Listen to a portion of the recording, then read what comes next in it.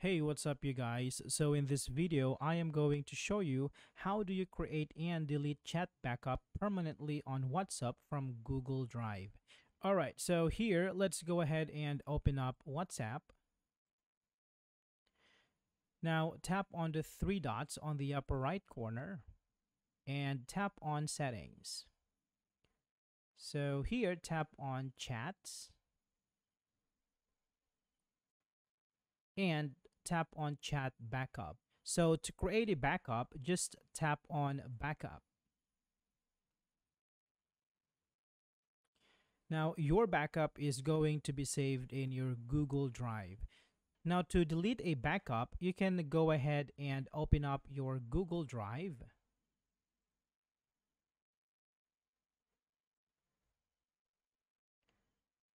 Tap on the three bars on the upper left corner. Tap on Backups. And here under Other Backups, you have your WhatsApp backup.